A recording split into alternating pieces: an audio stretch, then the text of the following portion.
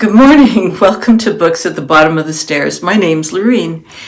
Today I'm going to follow up with the request from someone who suggested that I do, as part of my 5-year existence, a collection of the middle grade books, middle grade reader books that I have enjoyed in the past 5 years. I think it's a great selection or suggestion, and the trouble with it is it's a okay sized list, but I have so many 4.5s, and as I was going through the list, I thought, well, what about that one, and what about that one, and so there's a number that came up in my mind that I thought, oh, maybe they should be on the list too, and I thought, no, I can do another one with books that should have been on the list or authors that I really adore. Because some of the authors that I really adore are no longer writing, as far as I know. So periodically what I do is I'll go back to a favorite author and just see if something new has come up. But yeah, so it's a fairly interesting list. It's not very Canadian, unlike the 5 stars I did for adult books. I don't think there's very many Canadian books here. So they're not in any particular order because I discovered I don't have very many in the house. I tend to, if I really love a book and think I'll reread it, I will buy it. But for some reason, I did not do that with middle grade books, probably because there are so many. I think, I bet if you were to do a racial analysis, it would be 1 amazing adult book to 3 amazing middle grade books. So that I think I probably erred on the side of Steve's request to stay in the book budget. So again, as in no particular order, except that the first 4 are ones I have in the house. Now, Dianne Wynne-Jones is a favorite author of mine, and a lot of people talk about Howl's Moving Castle, but I actually prefer Castle in the Air. It's the second one. Howl's Moving Castle is I guess kind of a trilogy in a way. We kind of see Howl in other books, in Dianne Wynne books, but these 3 for some reason are grouped together. And if I'm trying to remember now, the partner of Howl, anyways, sorry, I'm getting sidetracked. So the story is, by day, Abdullah is a humble carpet merchant, yet in his dreams he is a prince. But his dreams start to come true when he meets the lovely Flower in the night. When a hideous jinn carries Flower off into the sky, Abdullah is determined to rescue her if he can find her, and if he can avoid all the ferocious villains who seem to be after him. But how can he possibly succeed with only a bad-tempered genie and an unreliable magic carpet to help him? It's pretty hilarious. A Flower is not... she's a pretty powerful character herself, and so yeah, she's sort of one of those women that when she walks the earth shakes. Abdullah is a young man, and he's working for his uncle, and he's pretty inept, and it's just one of those wonderful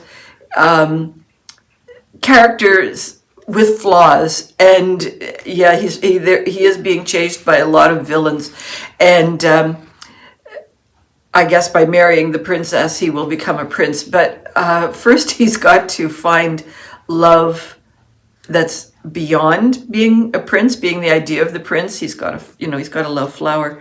I really enjoyed this book. It's got the best of comedy and magic and quirk.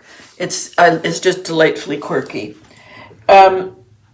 Now, someone also asked whether I would be mentioning this book, Good Night, Mr. Tom, by Michelle Magorian. I'm not 100% sure if this was marketed to children or to adults. On the one hand, I think it could be either, but the trouble that our protagonist Willie goes through is it's not graphic, but you know that there's scars on his legs. You know that He's been whipped. You know his trauma. So it would be a potential trigger alert for a sensitive reader, but it's also just so full of love and community and found family and the dog. I just think it's top drawer in all respects. I'm not sure. Most of the books that I read when I'm doing middle grade do not have huge trauma to the child's protagonist, because I'm seeking something entirely different when I'm looking. Well, actually, I'm never seeking huge trauma, but I'm seeking hope, I'm seeking adventure, and I'm seeking curiosity. And so a book that's going to really be deep into a child's trauma is not going to get a 5 for me, I don't think. So a little bit of a caveat with this, but I just adore it. Okay, a series that I again really adore is Nevermore series. This is written by Jessica Townsend, The Trials of Morgan Crow. And I have spoken about this because, lucky for me, the whole series has been written within the last 5-ish years. And so I think there are currently 4 books available. I'm pretty sure there's more coming because the end of the 4th book had they had options for continuing the storyline. So we have Morgan, who is born on Eventide, the unluckiest day for any child to be born. She's blamed for all local misfortunes, and worst of all, the curse dooms her to die at midnight on her 11th birthday. But as Morgan awaits her fate, a remarkable man named Jupiter North appears, whisking her away into the safety of a secret magical city called Nevermore. It's in Nevermore that Morgan discovers she must contend for a place in the city's most prestigious organization, the Wonder Society. Morgan can compete in 4 dangerous trials against hundreds of other children, or will she have to confront her deadly fate? Well, that sounds a little bit dire. We were just talking about trauma. But, excuse me, Jupiter North is the... I wouldn't say he's exactly the owner of a hotel, because I'm not sure if this particular hotel could be owned, but it's magical. The rooms can sense what the inhabitant needs, and so the rooms morph. So if you're needing, excuse me, if you're needing comfort and sense, you might walk into a room that's got clouds that are made into hammocks and gardenias, and another time, if you're really hungry, you'll walk in and there'll be a banquet table of food that you adore, or if it's a group of kids, there maybe shows up and they each have their own trampoline. It's like it's a very receptive hotel, and there is I think it's a monkey who's in charge of the lobby, and the lobby, I'm going to call him the lobbyist. He is very competitive, and against all other hotels, they're trying to get always the best lobby decor and events. And so the chandelier can be just an incredibly gorgeous chandelier, and the next time it's a glittering elephant or something. He's just got this panoply of great festival kitsch that he and the hotel work their way through. There's a giant cat. There's an underground subway that the kids take to the school. She meets up with a bunch of other children who are also going through the trials, but will eventually, because we know there's 4 books in the series, it's not a spoiler to say she ends up winning the contest, or her section of the contest. But as a child who has been neglected, not physically but emotionally neglected, she doesn't really know how to handle friends. She doesn't really know how to handle people who care for her. And so the hotel is a source of great comfort, as are the people, the staff, and staff creatures. And now as I'm talking, I'm remembering that there are sentient beings that also live peaceably in the city. And so, for instance, the cat speaks and thinks and participates and so forth. So it's a great adventure. It's a little bit long, But I roared through this, and I think as a kid I would have roared through this too. It hits all my boxes as far as adventures go. So it's a really nice series. I probably will get whatever's next up. I mean, I've lost the sort of initial gotta have it piece, but it's like, oh yeah, I really want to finish that or do some more. All right. Another author, so Jessica Townsend, did she write other stuff beforehand?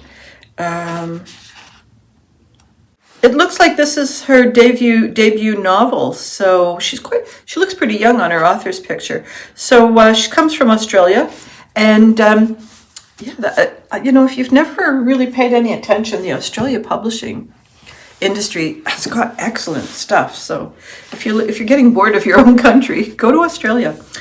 Okay, another author that I have spoken of very highly in the past has been Kate DiCamillo, and I'm on a hunt to get all of her books, just straight up all of her books. This one is called Ferris, and it's in the summer that Ferris's sister devoted herself to becoming an outlaw. She's a littler kid. The summer that Uncle Ted moved into the basement to paint a history of the world. I think Uncle Ted's marriage has come upon a few rocks. And the summer that the ghost appeared to Ferris's grandmother, Charisse. Ferris worries that the ghost is there to take Charisse to the great beyond. But Charisse says that the ghost has something else in mind, something impractical and illuminating. And so we've got Ferris trying to help Grandma. Grandma does have age-associated problems, and so it can be a little bit unclear as to whether she's a reliable storyteller about the ghost or not, but that's part of the charm.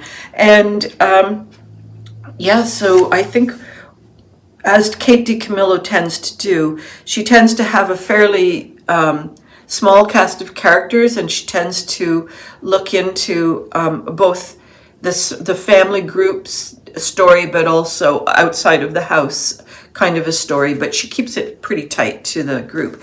And beautiful writing. It's full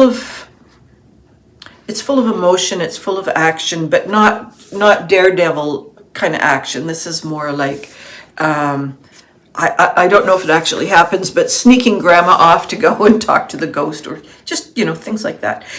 I don't know if I said this, but the month of March is the middle grade March.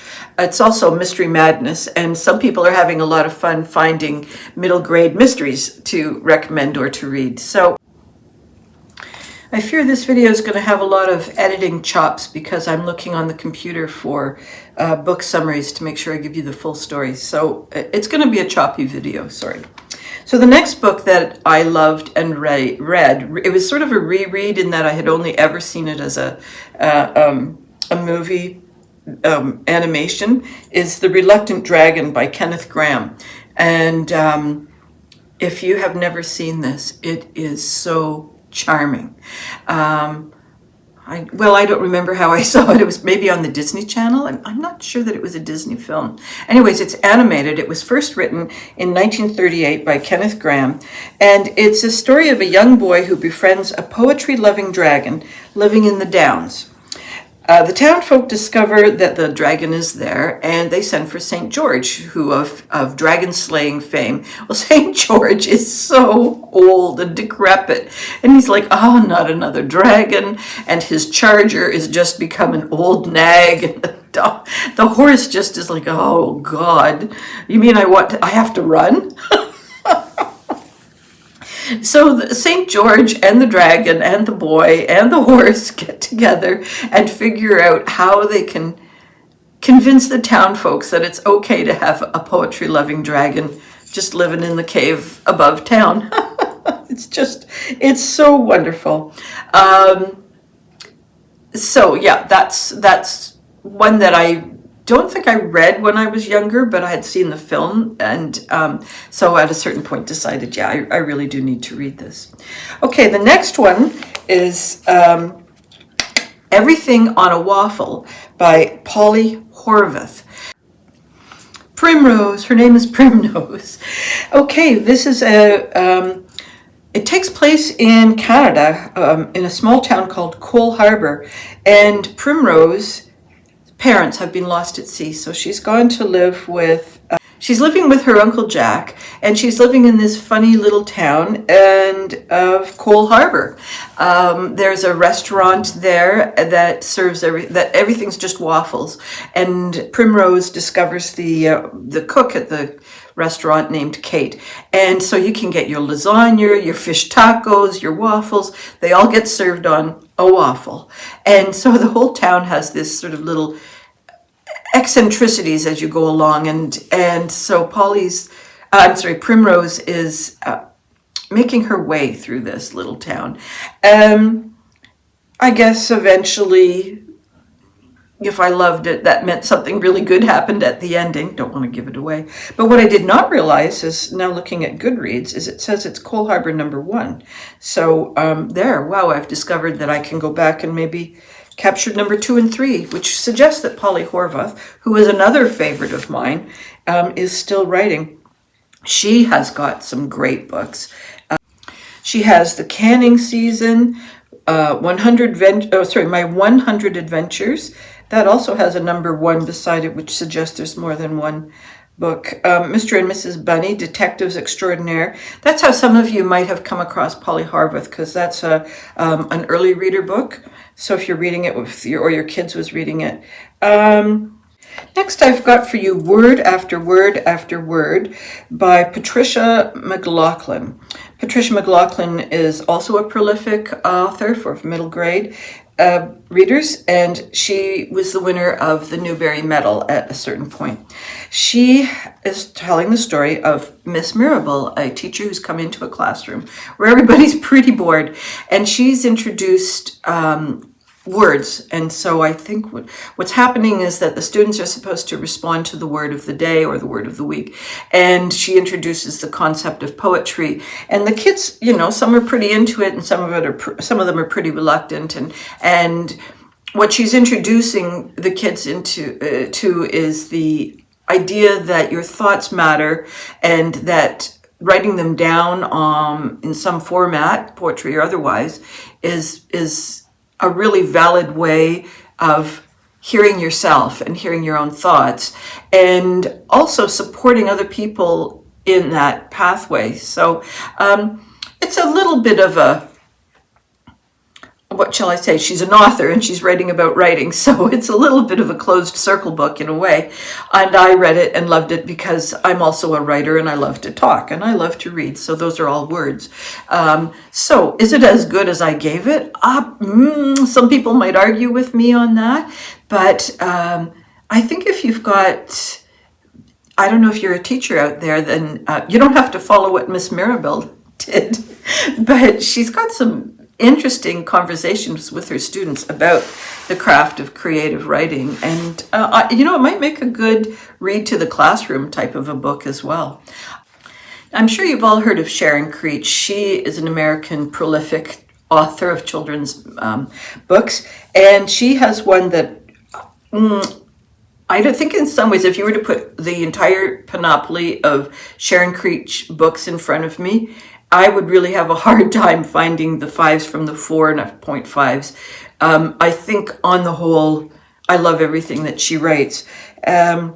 So what have we got here? We've got Unfinished Angel, and Angel is an angel, and she's not fond of people at the best of times, and she's currently having an identity crisis, and is about to meet Zola. Zola is a talkative young girl who makes herself right at home in Angel's Tower in a village high in the Swiss Alps. This Zola is a lot bossy, Angel thinks. But out of their bickering, an unexpected friendship forms, which benefits the entire village, reminding us that magic can be found in even the most ordinary acts of kindness. That definitely is one that has got, hope and redemption, and some people don't want to read a book that's going to leave you aching. Think, why did I read that? So if you're an adult reader and you think to yourself, I'm getting sick and tired of all this dire type content in adult books, this is a great palate cleanser. It just reminds you about what humanity is, what it's like to be tired and jaded and like not having any kind of enthusiasm for anything because everything just seems, oh. So Zola is the antidote to that. I really recommend it if you're feeling a little down and outy. My next favorite is Stolen Prince of Cloudburst by Jaqueline Moriarty. This is a story that has two parts, and the parts are divided by mountains. On the one side, we've got the Prince of Cloudburst, who was stolen by a water sprite.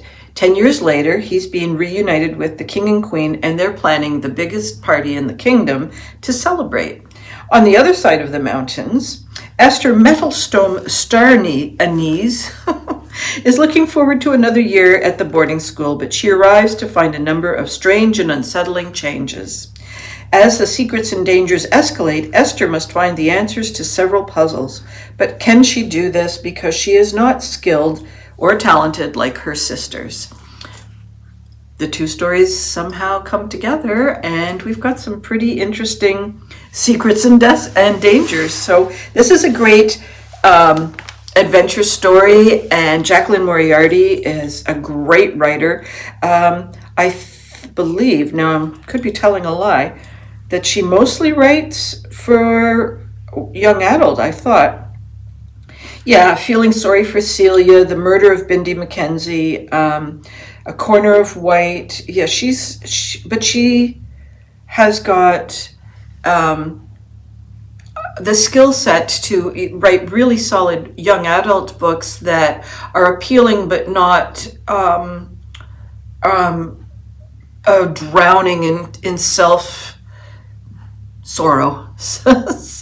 There's not too much navel gazing in Jaqueline Moriarty's writing, and I think that, now I have not read everything that she's written, but again, this is an author that I think you can keep dipping into and actually rereading. I think I reread the one about, which one was it? The one at the beginning, The Year of Secret Assignments. That's a young adult book. I reread it not too long ago and really enjoyed it. She's got the skill to bring you back to her stories because they're just so well written that you think, it's not that you missed things, but it's more that you didn't delve into them.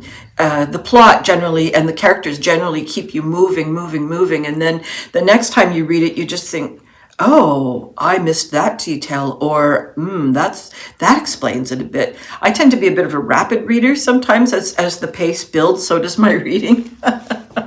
So sometimes it's good for me to go back and think about it a little more carefully. So Jaqueline Moriarty is a great author to go back to, and The Stolen Prince of Cloudburst is a fun little book. My second offering is a little bit different. I think it's somewhat in older middle grade, younger YA, that sort of little cusp moment. We've got Harbor Me by Jacqueline Woodson. Now, Jacqueline Woodson is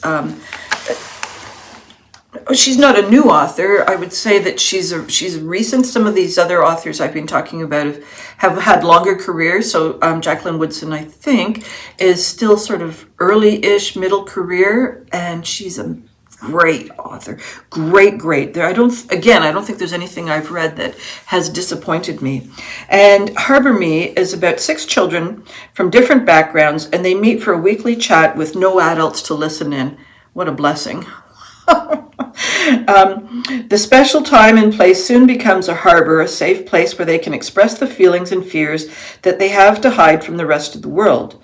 From parents and privilege to racism and deportation, the kids give each other the strength to discuss these tough topics, grow braver, and face the rest of their lives. Well, I mean, it's not that powerful a novel. I'm sure people need a refresh along the way, but it was very well written. She's very sensitive to her characters. She's very sensitive to the internal lives of her characters. And so if I remember correctly, the way that these different anxieties that children have are authentically realized. Now, on the other hand, I'm not a 12-year-old anymore. So how much of that is me as an adult thinking that was well spoken, and then an actual 10 or 12-year-old actually speaking. One of the things I've discovered, and I do chronically forget, is that from about age 7 on, kids are pretty bloody brilliant, and they may not have the vocabulary to be brilliant with, but over and over again, they're really alert, aware of what's going on around them, have great solutions to things. I mean, I think as a culture, we generally underestimate the intelligence and the capacity of young people. Not that I would want to burden them with having to problem solve and, implement these things, because I think that's completely unfair. But listening to them is something that we as adults can really make space for in a lot of our lives. There's a lot of us don't listen too well, and this is a good book to listen to. Cressida Cowell is someone who I really adore. I think she was the one was How to Train Your Dragon, if I'm not mistaken. And I think she had another one where the main protagonist loved boogers. She just has got a great sense of the silliness that children really, really enjoy. And they're also the moment where they're in that moment where they realize just how capable they are. The previous book, in a way, that's pre-awareness of how capable they are. This is two kids who really pretty sure that they know what's going on. So we've got the wizard kid Xar, Xar, and his complete opposite, whose name is, I just had it, Warrior. Warrior's mom is well, she's not exactly the queen, but she sort of is. It's a very militaristic situation, and they're dedicated to eradicating magic, except Warrior seems to have a bit of magic in her that she's desperately trying to hide. Xar, on the other hand, comes from a wizarding family, and they are being constantly, at odds with this warrior group of people. And Xar is having a bit of a struggle finding his magic. So this is a great book. The illustrations are amazing. They're very heavy pencil lines, heavy charcoal lines. It's got that eeriness. It's got that kind of sense of tension. Every time there's an image, it's an action image. It's not a boy on the back of a crow flying. It's like a boy and a crow flying madly in all directions at the same time. Anybody remember that? That's a Wodehouse quote. Anyhow, Xar and Warrior come together, and they've been taught to hate each other. But the trouble is, they've got to solve a problem together, and they both suck at it.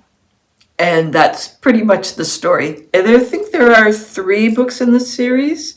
I've read them all. I love them all, but the first one really captured my imagination because the other 2 follow on. The world has already been built. They're equally entertaining, but this one just builds a world that's unexpected and really, really fun. My next book is The Girl Who Drank the Moon by Kelly Barnhill. I believe Kelly Barnhill also writes for adults. I have not followed through on her. I think I've just kind of run out of time. But what we've got here did I tell you The Girl Who Drank the Moon? We've got the Protectorate. The Protectorate is a community, and every year they leave a baby out as an offering to a witch who they think is quite evil. But actually, the witch is not evil at all. And she takes these offerings partly as a way to keep the peaceful relationship going with the town. And she gives so this is a spoiler, close your ears if you don't want the spoiler. She gives these babies to families who cannot have babies. So the child is well cared for. Okay, come back. One year, Zan, who's the name of the witch, accidentally feeds a baby moonlight instead of starlight, filling the ordinary child with extraordinary magic. Zan decides she must raise this enmagicked girl herself, whom she calls Luna. To keep young Luna safe from her own unwieldy power, Zan locks her magic deep inside her. When Luna approaches her 13th birthday, her magic begins to emerge on schedule, but Zan is far away. Meanwhile, a young man from the Protectorate is determined to free his people by killing the witch. So, nobody knows that the witch has actually been doing good deeds. I suppose the other side of the coin is that if they didn't have that relationship, no one would have to sacrifice a baby. So that's where things, get iffy.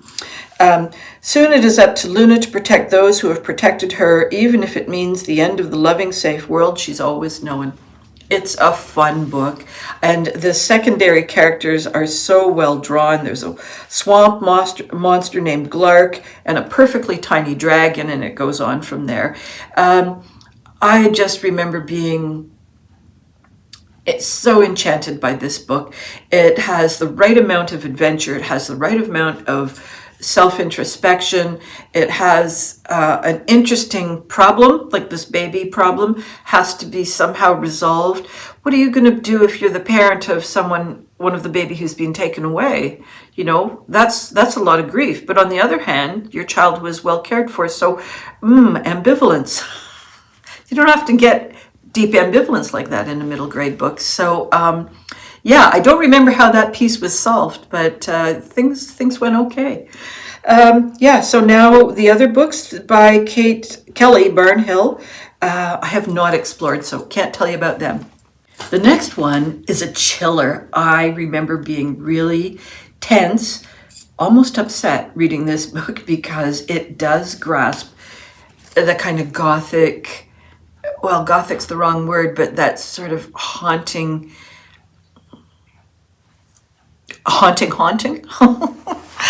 It's not a happy book. It's really scary. It was really scary.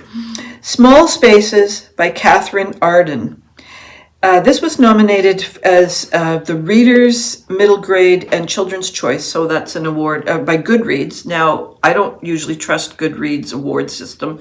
I don't know how gamed it is, but if the children are voting for it, that's definitely a good sign. And I loved it, despite the fact that it scared me silly.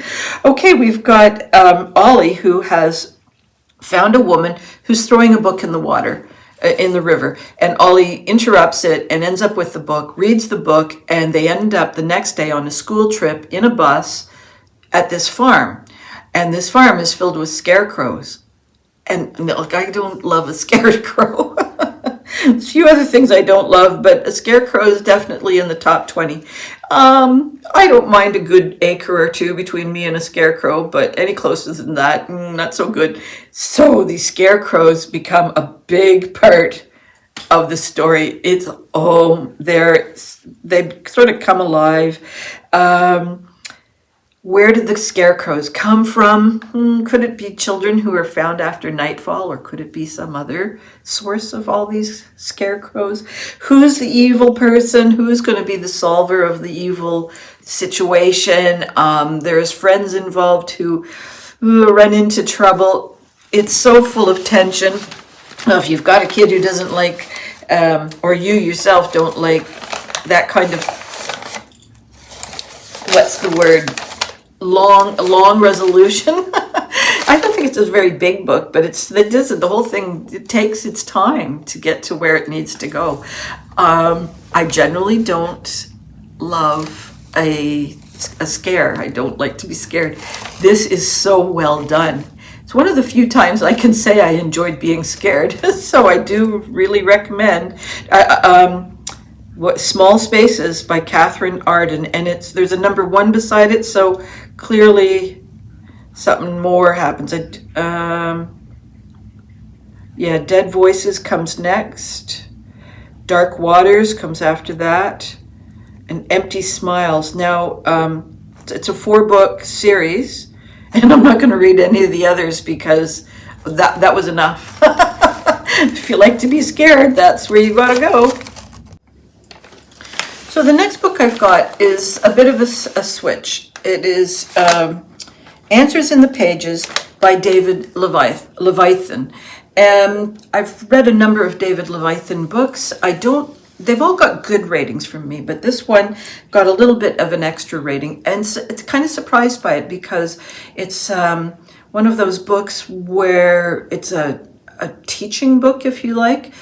And I'll tell you why. And what happens is that Donovan has left his copy of a book called The Adventurers on the kitchen counter. And he thinks everything's fine. He doesn't see anything wrong with the book as he's been reading it. But his mom gets involved. Moms. She decides that it's a book that needs to be banned. Has she read it? No, she's made a judgment.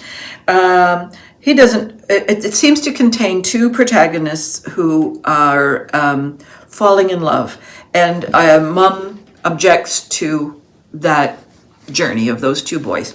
But again, neither one of them having read the book, we don't really know if that's what is happening or not, or whether that was sort of a moment in the boys' lives where they're sort of going, So what we've got is Donovan trying to get the book unbanned. Okay, Mom's trying to get the book banned. Donovan is battling her. He's against her, and he's really challenging all the people who've just jumped on board this thing and knee-jerk reaction. So I believe what happens is that we see the book.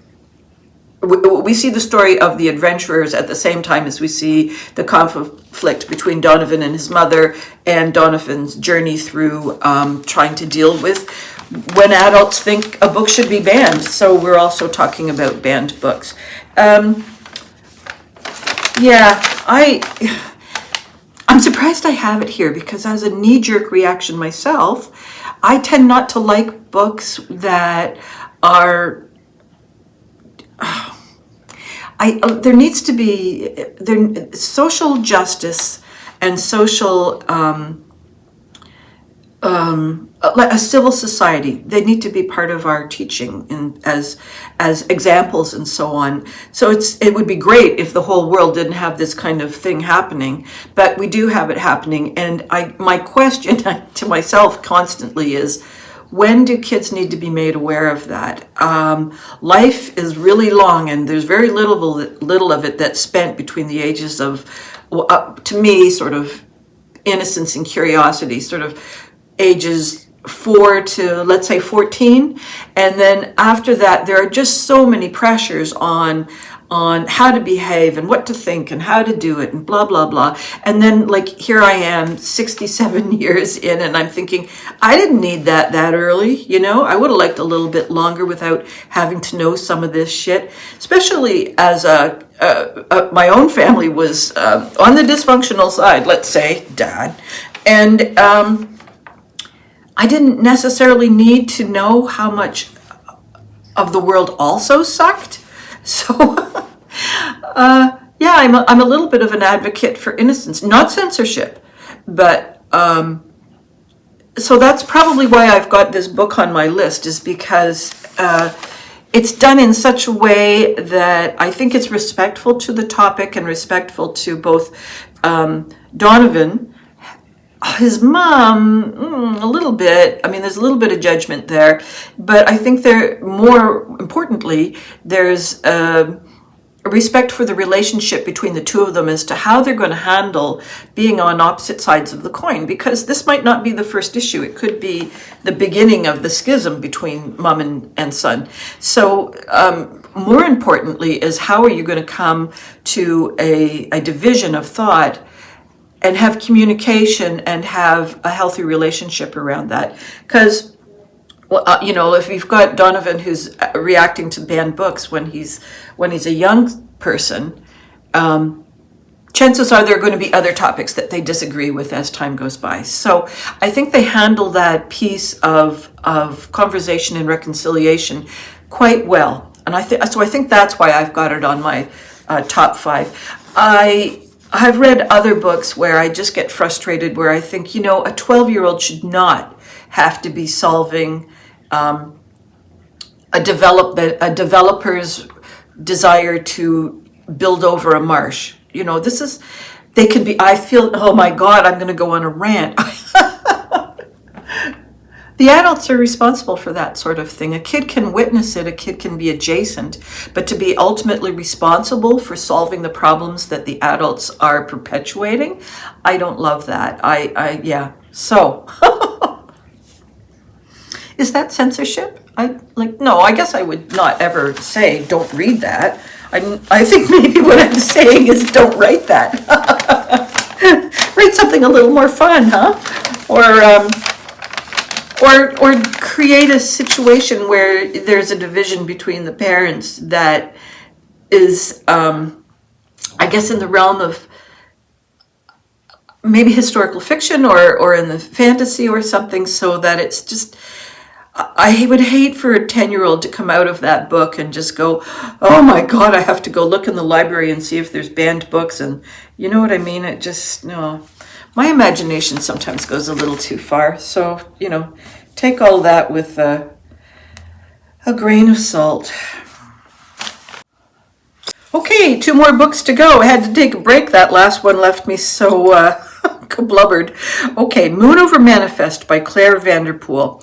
This is a historical setting. I'm going to say sort of early-ish 1930s America. And we have Abilene Tucker. She and her father have been on the road for as long as she can remember, and she's pretty good at getting on and off the trains with her dads, and they've been itinerant workers. But at a certain point, her dad is recognizing that she's coming into young womanhood, dangerous place for a woman. And Dad is, he struggles with depression, and so he is also thinking, I can't look after her as well as I could when I was good. I'm starting to go downhill a little bit. So he sends her, she's supposed to go live with an old friend. Abilene has other ideas. She hops off the train close to the town where her dad had spent a couple of summers. And she goes and connects with the man who had fostered her father. And he wasn't expecting her. And he doesn't really have the means to look after her. And so this is on the wrong side of the town, let's say. So the people that she's connecting with are not affluent. They are not, it's not going to be a story of she meets up with rich people and she's no longer a hobo. She's living with people who've had down and out experiences and still are on the poverty side of things. So that's the setting. And she comes across a bunch of letters that were written to and from her dad, and she's trying to solve the mystery of who was doing the writing, because some of them are unsigned. And she gets it into her head that some of the people in the town maybe are the authors of these stories.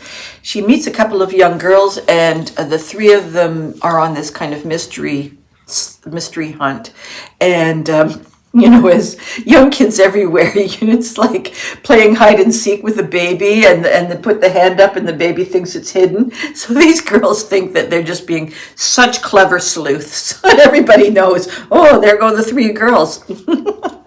They are not very good at being secret. So let's see, they end up connecting with Miss Sadie, who's living in a house that's haunted that's what the kids think. And she bumps into a couple of the townspeople who may or may not have been part of her father's childhood. That there seems to be an implication that someone ran her father out of town. So, what was that all about? So there's a mystery element to it. There's a growing coming of age, that good old saying. And then there's also, Abilene has had 0 experience with friendship. So these 2 young girls are more skilled at being friends as they are friends themselves, and they've added Abilene into the little group. So there's all kinds of things about that. Plus there's dealing with the older gentleman who wasn't expecting her and doesn't really have the resources to look after her. So, and then Abilene gets it into her head she's going to find her dad. Well, that's going to be difficult. He's on who knows? Yes, she knows how to ride the trains, but who knows where Dad's got to, right? Because he's not let Abilene know where he's going or why he's let her off the train or sent her away. That part is also part of Abeline's journey, is like, why did Dad send me away? So really enjoyed it. The historical writing or the historical setting was so well done. Totally in my ballpark. Erin Bow has written a really charming story. I guess a lot of these books are charming. Simon sort of says, and what we have got here is a young boy, Simon, who's the only one who survived a school shooting. This is after the school shooting. The parents have moved. Dad's a vicar and or a reverend, I guess, and they've moved to a new community that is connected to astronomical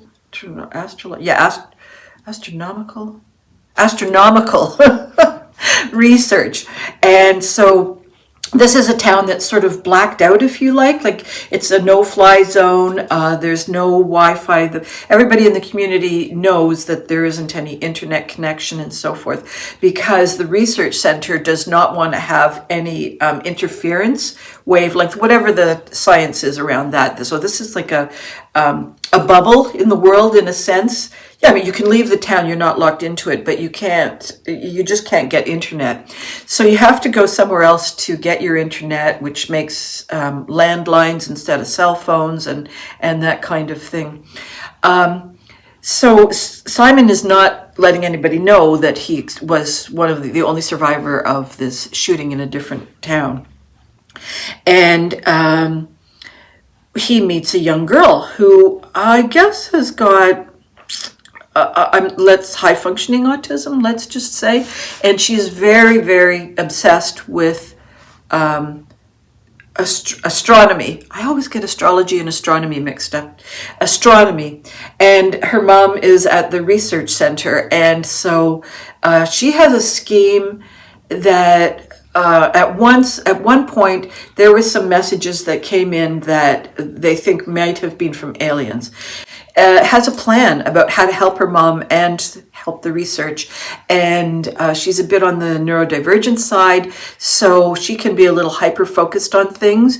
And although she's got good cause and effect understanding, she will make an assessment, and if the effect of her actions meets her standards, she's okay with it. So there's a little bit of judgment problems. And Simon, because of his past, gravitates to this young girl because I guess he feels she's safe in a way. She's a bit, she's undemanding socially. She doesn't have any expectations about being on the hockey team or football or whatever it is, or being the most popular, or, she's just in a niche of her own. And Simon feels comfortable in that niche, and she's happy to have a friend. Now, the neighbor of the young girl has an ostrich farm. And the young girl's family is really idiosyncratic. There are a lot of kids, and the parents are pretty freewheeling in the parenting compared to Simon's parents, who, because he's the survivor of this shooting, are really there. Dad's also, by being the vicar in the congregation, he's used to a more broader range of personalities because they came from a city, so now he's in this rural community, and people's personalities tend to shine a little brighter when they're in a smaller group. So not only does his sort of liberal thinking sparkle a little more, the people who are eccentrics in the town also, he notices them a little more than he would have if he had a larger congregation. So there's a few little problems at the church. What did I love about this book? I think really not so much Simon, not so much the main characters as the secondary characters. The world that his young friend creates with her determination to help her mom is... it's completely logical from her point of view. So following her vision was really fun. Following the dad's struggles to settle into a small church was also amusing, because the parents, their primary goal is to protect Simon. And so they're willing to risk a lot to make sure that he stays safe. But at the same time, they've got to earn wages and they've got to settle somewhere. And so there's a little bit of a pushing on Simon to just not come to grips with his trauma, but to trust that he's safe. I think that's the big part, that's he just doesn't feel safe anymore. So that's not the best book to end with, but it is the book I'm going to end with, because my butt is killing me. These stairs are not cushioned. I was just wondering, as I was talking about which one of these books, if I was to choose which one was my favorite, that would be really, really hard. Except one would be the nostalgic Reluctant Dragon. I found that one so funny and I really enjoyed it. But at the same time, The Unfinished Angel, the bickering of the two characters was pretty hilarious. And yeah, I know all of these are really, I really would not feel comfortable choosing one over the other. And as I say, there's a lot of books that I was thinking about when I was compiling this list, thinking, well, how come that's not there? How come that's not there? So it does bring up the question of, should I go back to before I started YouTube and see whether there's books that still really shine? That would be an interesting project. And then what about all the 4.5s that just didn't make it to this list? It would be huge. You would have to watch all my videos to figure it out for yourself. So there's an invitation. Well, I'm going to stop now because I'm actually exhausted and I still have to do the editing. I hope. Oh, one book I didn't mention. Oh, I knew I was going to forget, was the Mystery of the Great Swamp by Margaret Kempf. I don't have it with me. There's a man who plays music with my husband, and he's a real adventurer, outdoorsy kind of guy. And I showed him the cover piece, the inside that had the alligator, and he goes, "Oh, that looks like my kind of book." So I loaned it to him. I don't know when I'm going to see it back, because he's just got a young baby and he's a busy guy. So yeah. Anyways, that for sure has got to be my top book, because it took me 60 years to finish it.